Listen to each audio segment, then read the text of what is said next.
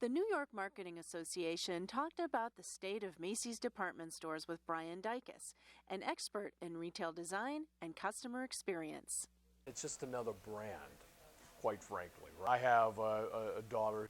She doesn't look at Macy's as a first place to go. That's a place where they always have all the coupons. And the emporium world of what a department store was always about was meant to be a big encapsulated space with a lot of options. And how ironic it is that in this world where a mall may have now 200 tenants, it's just another stop. It may have 150,000 square feet of display space, but that doesn't matter to them. It's really based on merchandise selection. It's based on perception of the shopping environment and the experience. And that's where they've unfortunately gotten very out of calibration, with the exception of a couple of their flagships, which are fantastic.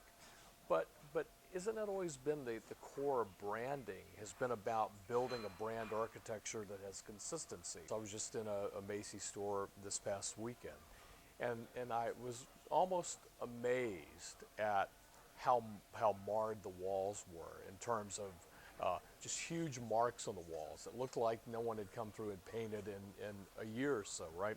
Hangers on the floor, and just dirty carpets. That's when you say, is a department store relevant? Of course it's relevant like any retail if you have a good operational backbone to the enterprise, you have a great marketing.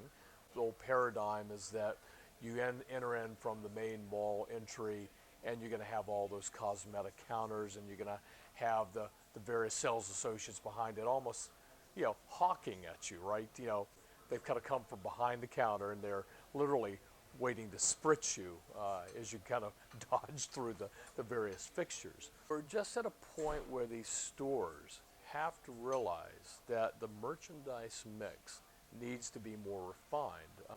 When you're throwing to a consumer so many SKUs that you are overwhelmed, the mind cannot hope to process it. So what do? They get turned off and they go, it's a lot easier to shop on my tablet or my laptop tonight, or it's easier to go to a specialty retailer where the product mix is more defined.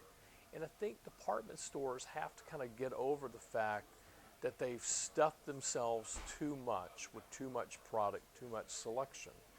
If you want to be an investor in the department store world, you frankly had better take a long-range point of view on your return on investment, because by forcing short-term results, we're literally taking the CapEx that they need to be spending on these stores and rethinking the stores, and we're frankly hobbling them from making good decisions.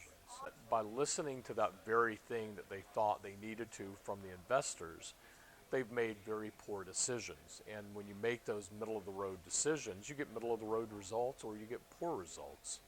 And the younger generation is not going to stand for those types of mediocrity any longer.